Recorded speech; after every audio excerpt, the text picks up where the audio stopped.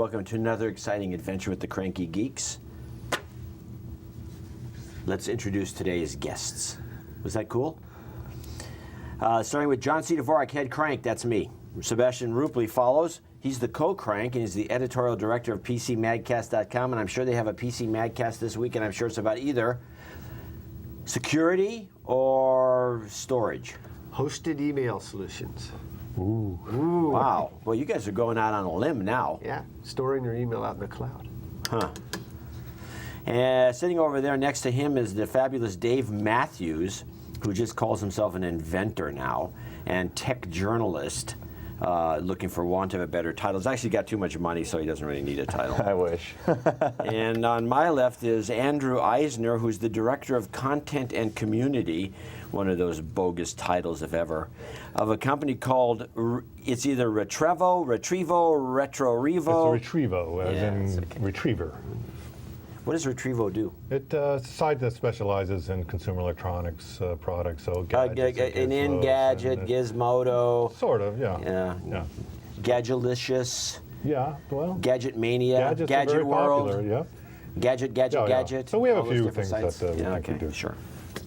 Sounds good. Yeah, it's great. I think we need more gadget sites. I think so. And talking about needing more of something, how about yet another browser? Former Netscape star Mark Andreessen has a company working on a secret browser called RockMelt on PCMag.com. My nemesis, if I can even say it, Lance Ulanoff writes, "No more browsers, please." I agree with him on that. Although, why not? Why don't we just have a million different browsers? Well, some people think that we'll eventually have a world with lots of browsers where you use specific browsers for certain kinds of applications. Like think of what Flock does. Flock is a browser that you use if you're really into social networking. So there are some rumors based on language that appeared on the RockMelt site that they're going to do a browser that is the browser you want to have for Facebook. You know what's always overlooked on these people that bitch and moan about all these browsers? Nobody ever wants to talk about the fact that these browsers actually make money. Yeah. Well, just Mozilla, right? They did a $75 million tie with Google, so that search box that shows up always directs to Google AdWords or whatever. But here's what I want. I just want one browser that works. You know, Firefox is plagued with memory leaks. Safari crashes on me all the time. Chrome going to be an operating system is interesting. I think a lot of these little netbooks that have solid-state drives don't really need an OS. Why not just boot right into the browser? So Mark obviously has way too much money and too much free time on his hands to want to create a browser. Mark has a great track record. So he made a lot of money on his last company. What was it, $1.7 billion? Sold it to HP. And of course, there's always Netscape that he sold for $10 billion. And Ning. And he's actually, so the interesting thing is he's on the board of Facebook, but he's also an investor in Flock. Yeah. So the question is, why would he be building a competitor to something he's investing in? But well, maybe RockMelt is not a browser. Who says it is? They say that it's a browser. There was some language on the site about what it is, and they said it looked strongly like it was a browser that would be optimized for using Facebook. A Facebook browser. A Facebook browser. Yeah. But well, if you think about it, there's some really cool transitions that Facebook put into the iPhone browser. And you can kind of slide. Cool transitions? Yeah, they did a nice job. The Facebook on the iPhone looks almost like an application. They did a really nice job with it. So maybe we can see some stuff like that. For me, are you guys noticing Facebook elements are being down and profiles not available, emails out? It seems like modules are breaking on Facebook now more and more with me. With you? Yeah, in my on my browser. How many followers, friends, or whatever they call them, do you have on? Just shy of 900, and it's all people that I've met in real life. On MySpace, I was a total whore. Yeah. I would take anyone on MySpace. My other site, So you actually met these 900 people? Yeah, 900. Do you know any of them? Yeah, face to face. We've touched hands or broken bread. So if you saw one of these 900 on the street, you would recognize them and say, "Hey, Bill, how you doing? Absolutely. How's the wife?" And I care about them too. Oh, so much. I think you're full of it. I don't think you. In fact, I would put a challenge down now that we can find at least 5 people of that 900 you could not recognize if you just saw them out of the blue. Okay. At Safeway. Well, let's. How do we put this to the test? This is amazing. We have to We have to lay the gauntlet down. There's a bunch of guys out there, and you know who you are. You've signed up with him. You've said, I don't know, I remember Mathews somewhere. You know he won't recognize you. We're going to do a deal here. You got to be in the San Francisco Bay Area, of course, to make this work. Okay, enough of that. Apple. By the way, there's another thing. I've been noticing there's a lot of blocking going on, censorship by corporate, these filtering mechanisms. My blog, for example, Dvorak Uncensored, gets blocked. In fact, Siemens, the big German electronics company, anybody who works there, they cannot get to my blog. I told you the reason but for this they can before. get to Twitter. It's because you have the word uncensored in the title of your blog. That's the word. That's the flag. Yeah. It's just corporate firewall policy. You're getting caught up in it. It's Now, all you need is one word like that. brain Boom. dead. If that's the case, what you're implying is that these things are so stupid. They're computers. They're programmed by geeks. Right. Of course they're stupid. You should change the name of your blog to Dvorak Talks Disney. John, they're just afraid that productivity is going to go down because everybody's going to be reading your blog. Here's what I say. See, they got Facebook. They at the Siemens site. They can go to Facebook. Talk about a time killer, and Twitter. But they can't go to blogs. Wow. You know, some of the millennials, the kids that are in their 20s, are actually getting corporate policies to change and open up to sites like Facebook, MySpace, which were typically locked out because they're such a productivity suck. But these kids don't use LinkedIn, right? The normal tools that we use are, passé now. And just use their iPhones. I mean, bypass the whole corporate infrastructure. I right? just find it abhorrent that these systems are in place that censor the internet. We're always complaining, oh, China's going to censor the internet. Oh, those nasty people in China. Meanwhile, every corporate, not every, but there's a lot of corporations in this country that censor the internet. Oh, yeah. There's a lot of corporations that won't allow their users to go on Facebook or Gmail, things like that. In the military, too, don't they just put a block in place? Yeah. Yeah, the military's a little different. Which is very stupid, though, because if you actually go, they've done studies. They've gone into like Goldman Sachs with the young, newly minted 27-year-old MBAs. What kind of stuff do you use to communicate in business and not in business? They use IM, they use Facebook, they use all that stuff. It's part of how they share things with people. Here's another one, Wells Fargo Advisors. And I've talked to one of the guys. You can't go to Dvorak Uncensored on Wells Fargo Advisors because these guys are like part of this. They're the ones who bought, I think, A.G. Edwards, and they own a bunch of. They own Rakovius. Yeah. There's some connection. What is Wells Fargo Advisors? They used to be their stockbroker. Okay. Essentially. Okay. And they kind of inherited it. So here's a company that's supposed to advise people on stocks, and their employees can't go on the net. Yeah. It's like if something's breaking, some big story's breaking on one of these sites, a blog site or something. The advisors, advisors can't go on the net because it's blocked. We mandate that you must be uninformed. So this doesn't make a lot of sense. So anyway, anybody out there who had just like okay, I got a problem here. Anybody who has works for a large company that has that blocks Dvorak.org/blog, I want to know about it. Send me some email, Dvorak@Dvorak.org. Actually, we'll take a break right now as I kind of steam in my own juices. Right back.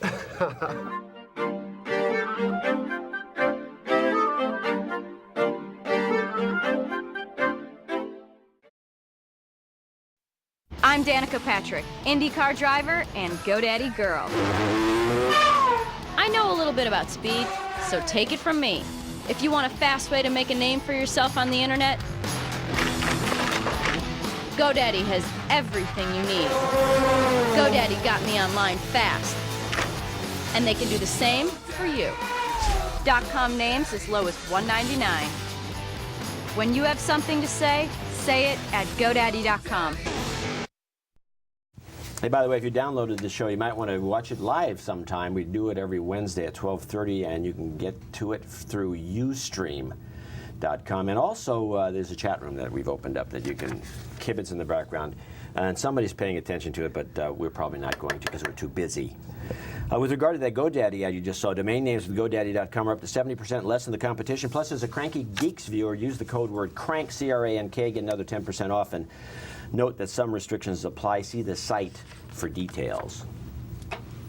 Apple accuses Psystar, P-S-Y-S-T-A-R, of destroying evidence. This story, these guys came out with a clone note. Has anybody ever? It's a Hackintosh, basically. Hackintosh. Yeah. Has anyone ever seen it? No, it's just some crappy little, I mean, They were around. No, box that it's not even a great deal. $599 they say for $59 more you can get a mini. Psystar has won the right to depose Apple's executives. I think that's what this is all about. I think Yeah. this whole thing was a bunch of BS. ploy to get some Apple guys to do some, discoveries nasty. Right. No. Apple's just going to bring in their lawyers Yeah, and say, I know, but you don't have to answer that, right? That's probably true, but if you Yeah. get into discovery, they can start asking for records and make you go through papers and make copies of everything. And when you start digging around, because they dump all this stuff on the court, you find all kinds of cool stuff out. But when you dig deeper in this story, it turns out they use a third-party support services team to handle their support, and they had some source code on that third-party site. And this third-party vendor, they completely threw under the bus and said that we regularly lose email and correspondence with them. Oops, that's just part of the way we do business. And they made no complaints about it, nor did they say to make any effort to fix this. So, this is a back and forth thing again.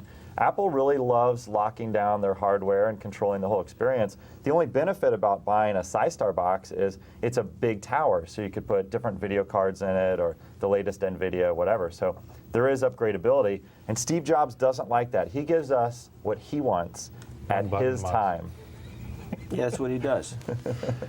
But the interesting thing, too, is that this company actually also went into bankruptcy in May. Now, they just announced that they're coming out. But they did hire this big Palo Alto law firm, the same law firm that got $60 million out of Microsoft for, remember, Burst.com, the streaming media company. Right. They apparently violated some patent. And so this law firm that got $10 million out of Apple and $60 million out of Microsoft is now taking the lead for Psystar. So, be an interesting story.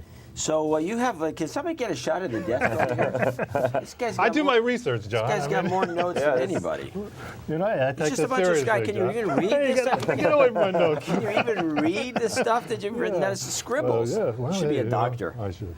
That's what my mother said. Boxee gets a $6 million Catalyst, open source media center Full application disclosure. company. Boxee, yeah. Here's a story. We actually have somebody here that's closely associated with Boxee. Coincidentally, A shareholder and advisor. is sitting at this Unbelievable. table. Can you believe that? This guy. What a coincidence. Who books this show? This is great. Yeah, this is nice. So it's a total $10 million raise, all in an 8-month time period. So some of the original investors came in, Fred Wilson and Bijan with Union Square and Spark. Is this thing ever going to go anywhere? Yeah, yeah, so there's this is hot. 600,000 How come users. everybody says it's hot? You It just is. said it. This Hot. is the basic social networking comes to set-top boxes or Blu-ray players. regular television. That's what I heard. That's what I heard they are. Well, using. we had- The only trouble is they have a lot of competitors. We now. had this guy on the show, by the way, before Boxee was even known to anyone. That's right. I think we broke. I was still a little. You made me. we, Dvorak. we made From this. a You made him. We should get a cut. We should get. We don't get anything. This is typical. You get a discount at GoDaddy. We won't I even think. get a free account with Boxee.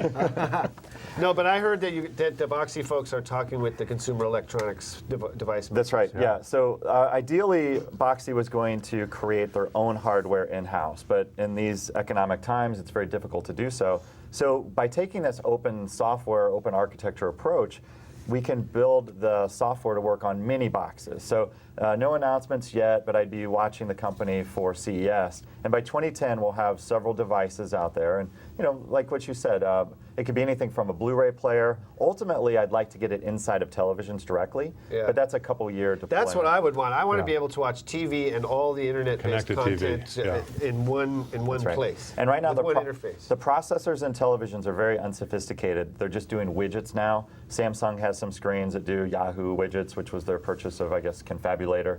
So we're not quite up to the processing power we need to do some of the MPEG decoding and the better visualizations that What's it Boxee going to does. cost?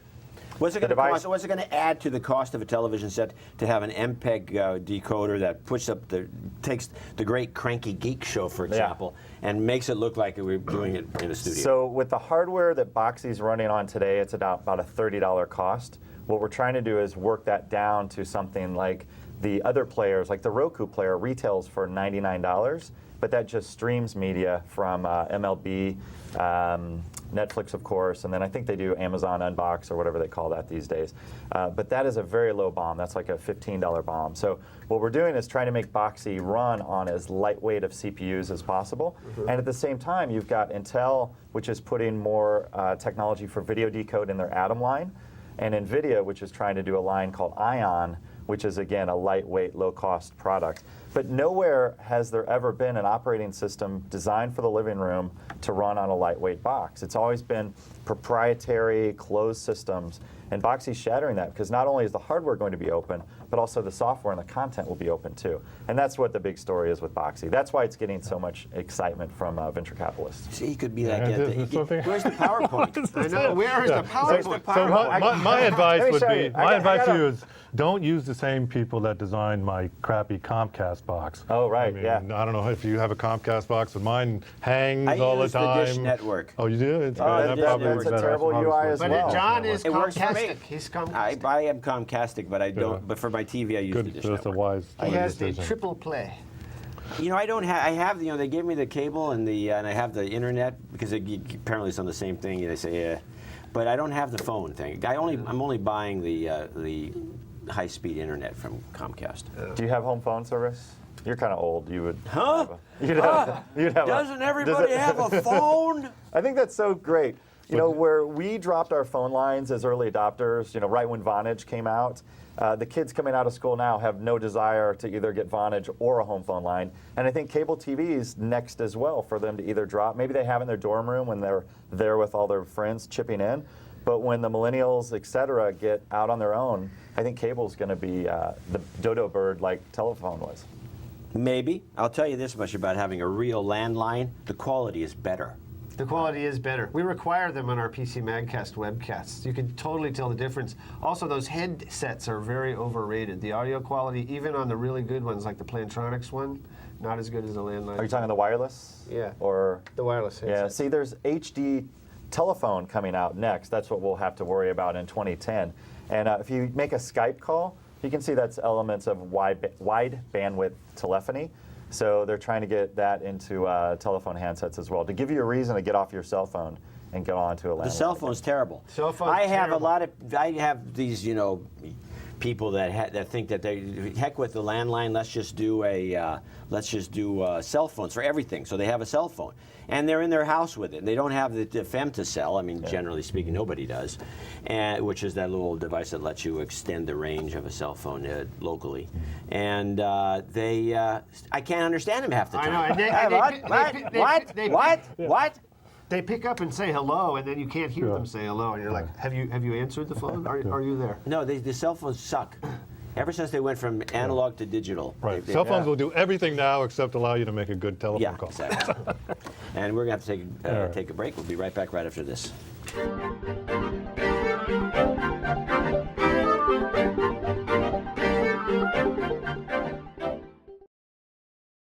Hey, I'm John Dvorak with your Squarespace moment. I'm going to show you an interesting little trick, the way you can add widgets easily to your Squarespace website. Let's take a look at our test page, which is the Mevio test site page. And you see this little area on the right here. It says that this container does not contain any items. Go up to the top here and click on these little boxes. And you'll see this changed. This is now saying insert new section. So you click on that rather quickly. And then you decide, let's say, something you can do here is kind of interesting. You can add an RSS feed. RSS feeds, I'm going to title it that. And then I'm going to click on it, save it. It's going to be displayed on all pages. You can change that if you want to. Now, notice that it came up, says RSS feeds is the title, but there's nothing here. So go to Widget and go and look at all the different widgets you can use and find, there's one, Syndicate RSS. You can leave it any way you want. You can just have just the journal or the journal in the comments, just the journal in this case. I'm going to create the widget. And now, when you go back to the main edit page, you see it says Journal RSS. It's just that easy. That's your Squarespace moment.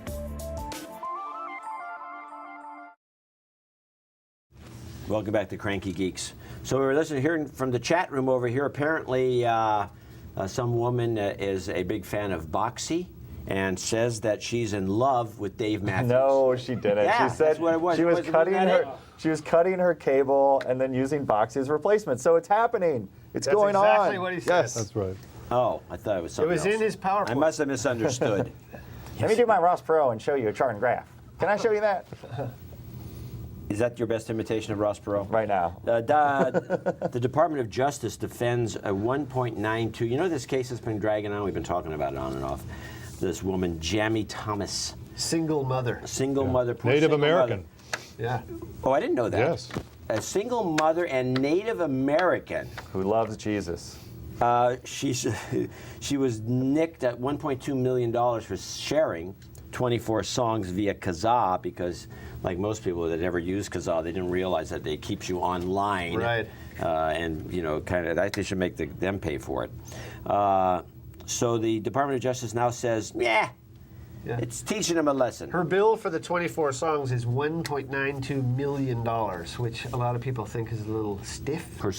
Yeah. If you do the per song calculation there, rather stiff. Yeah, it's more than the band's made. But so the Department of Justice just comes out and says we think this is fine. A lot of people thought this might change with the Obama administration, but no.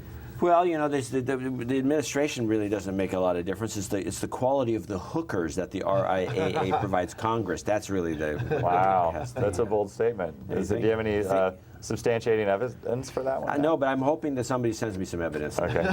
Then you can It's back just it a up. supposition. Okay. I think. Yeah, but I think it's reasonable supposition, don't you think? Perhaps. You know, you got to figure that lobbyists are, you know, they get paid very well for what they do. But let's think about, don't break it down 1.92 million per 24 song. Think about all the downstream sharing that happened with that. So 24 songs, Kazaa's on 24 hours a day, maybe 2,000, 8,000. What's the multiplication effect of that? Exponential, Right. sir. Yeah. They're sending What kind of a an argument is this? they're sending Bogus. I will need her to Bogus. pay. It's bogus. I need her to pay. no, with all these things, they're sending a message. They're just sending a message to teenagers. But you know, primarily. seriously, this case probably won't stand up because of a recent Supreme Court ruling that says that you can't exact an excessive fine as a deterrent. So you can't use it to teach somebody. You can't use a big fine to teach. So it won't stand up. But that notwithstanding, I mean, when is this BS with the RIA going to stop? That's the big Why question. don't the artists just go around the RIA? Who's paying Why don't the they just RIA? go around? I mean, a lot of people have the labels demonstrated. are. Prince, Radiohead, Nine Inch Nails. A lot of these bands are showing we don't need the RIA. We can do things our own way, and they. Well, it's not the artists that are at risk here. They don't care. I mean, they can find ways to make money. It's the labels. And it's years of bad business models where everyone is incestuous. You pay the producer, the writer, the talent, etc., and then the labels are the overlords of this. So I love the bands that are going direct to web, and I think the first one that did it was Chuck D with Public Enemy with that was when 2000. Yeah, he did. 99, And then actually. Nine Inch Nails has done a bunch of that, Yeah. and Radiohead. Well, what's going to happen? Everyone's going to start using Boxee, and then they won't need Yeah, the. just Well, they have their own problems with the MPAA, you know, right? Yeah, I mean, no, didn't you have something with no. Hulu recently in No, the that's MPAA? No. so Hulu said that they got in trouble with their content providers because we scared. You know, Boxee was the first to develop a 10-foot user interface for Hulu. And Have you ever heard this 10-foot user interface? That's something he dreamed up. No, this is actually a new thing. I heard- Did you dream it Anything up? that looks better at 10 feet. You dreamed it up. Sort of. I mean, a lot of people use it. Someone said 6-foot said UI. it first? But they. You did. On your show, I said it first. Yes, there you have it. Another Okay, breakthrough another for Cranky breakthrough. Geeks. It means you're not sitting in front of your computer to consume the content. Yeah, you're back so you can watch a big screen. But Hulu got scared because we enabled a 10-foot UI, and they said, wait a minute, our content owners said it has to be on a laptop device. And then Hulu comes out with their own client 2 weeks later that has a 10-foot UI, so we put it back in. And now and nothing's happened since? No, it works. We act as a browser, so we act just like a Firefox client would. To view Hulu That's how you got content. around it, right? So Yeah. Hulu thinks you're Firefox. That's plugin, right. Okay. Hulu, for all intents and Yeah. purposes, sees us as a normal web browser. Cat and So mouse. Hulu works on Boxee. Cat and mouse. Meow. Hulu Talking about versus cat and mouse. Boxee. We've got a cat and mouse for you. We're going to take a break. We'll be right back.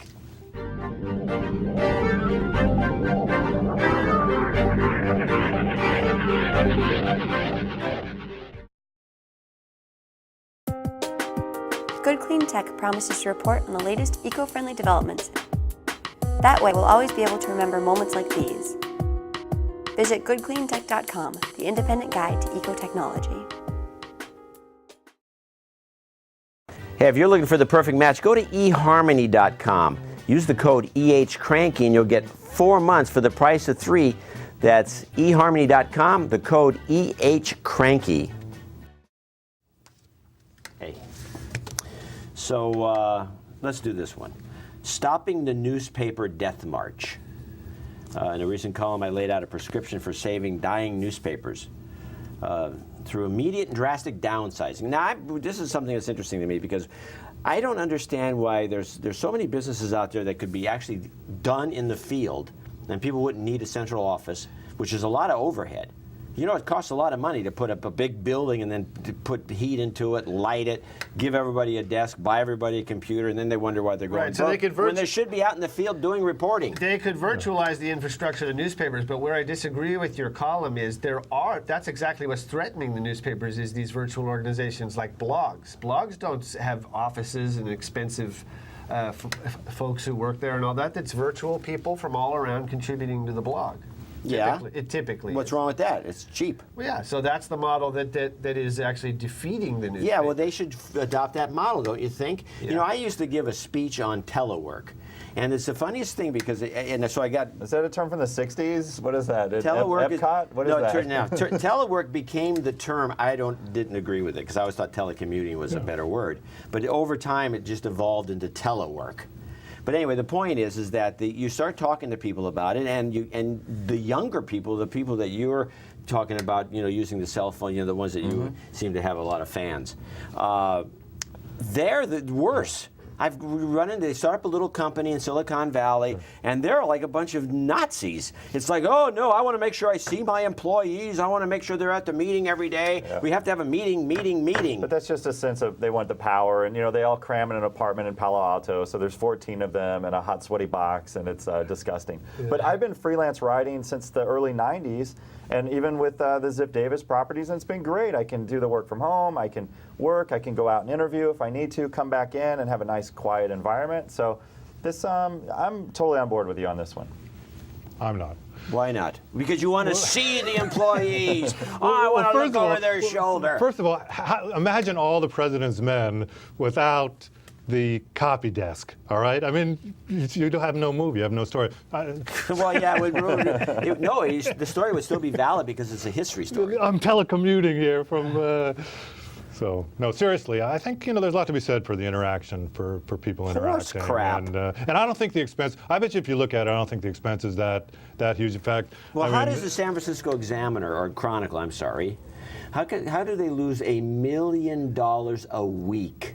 It's overhead. Well, it's also the cost of producing those newspapers. I used to work for the LA Times. The LA Times loses money on every copy that it makes of the newspaper. Yeah, well, they make it up. It's very expensive to make, and it's buy not more very trucks to buy. is the punchline to the old joke. Yeah. And you know, I was listening to a show. They said one of the big expenses of investigative journalism is legal expenses. So just to make sure that you're on solid ground and such. So I'm not sure that you know the light bill and the desk is going to be the big saving grace to save newspapers. It's all the... Okay, well, let's I hope something does come along. Well, I had other things in the article than just that. Sorry, I missed it. You should read my stuff once in a while if you're going to come on the show, please. Yeah. Anyways. I just listen to your stuff. Yeah. You know, if the Hearst company stayed in the real estate business instead of the newspaper business, they'd be so much richer than they are today. They wouldn't have these problems.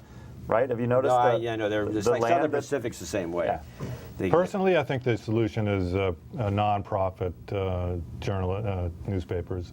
So investigative, you know, philanthropic, you mean non-profit. Bums? No, I think, you know, just people that... Guys just doing it for fun. No, I think that you need to fund the investigative journalists, but I think that the fund should... They're not coming from profit making, you know. They never have. No. Investigative reporting is just a loss leader. Well, I'd be sorry to see it bleeds, it leads. Mm-hmm. Okay, well, we'll get back to this topic when we have people more knowledgeable. Ooh. Okay, let's see what else we got here. China Mobile will release Dell's 2G smartphone. Has anybody seen? I saw the picture of this phone. It's hideous looking. It looks just like the new latest 3G or G3, I think they call it, Android that T-Mobile had skydivers falling out of the sky in San Francisco. What a great promotion that was. So it looked like an air raid. They were coming in from all over the city. But I think this is great for Dell to go after China. Look, the battle has been won in America. The iPhone is the winner. Thank you very much. Goodbye. Now, releasing this Android phone in India and China is probably the smartest thing that they could do to actually get some subs behind it. But let's take a look at the phone. It's homely. It is, but it's the software inside's probably brilliant. I doubt it. It's probably pirated. Dell has had some trouble with these kind of markets too. Like, remember their little diggy jukebox thing or whatever it was, which was like an early iPod attempt at doing the iPod, which went nowhere. They ended up giving that away to people. Yeah, they did, as a matter of fact, because I got one. There was a rumor that Dell was interested in acquiring Palm, right? Well, Microsoft could acquire Palm. And Microsoft could acquire RIM. That would put them in the driver's seat in some ways. That would be a smart move. Palm, maybe not so much, but RIM would be ideal. Dell could do the same thing if they were serious. But these guys, I think they're just. I don't think they really know how to go through the juggler. They're not aggressive. Mm-hmm. I really like what Palm's doing with this web OS and the whole idea of a connected operating system that multitasks, like, hello, Apple, let's get that going, and the ability for the content, the address books to all merge between web services. I think that's a very clever idea. I'd like to see, because of Google's cloud-based computing and what they're doing with Android, I'd expect to see some of those worlds coming together as well. Well, I think Android's going to be the winner in all this. And you're the winner in all this, too, because you got a good half hour out of us. We're done for this week. I'll be back again next week with another Cranky Geeks. I'm John C. Dvorak. Thanks for watching.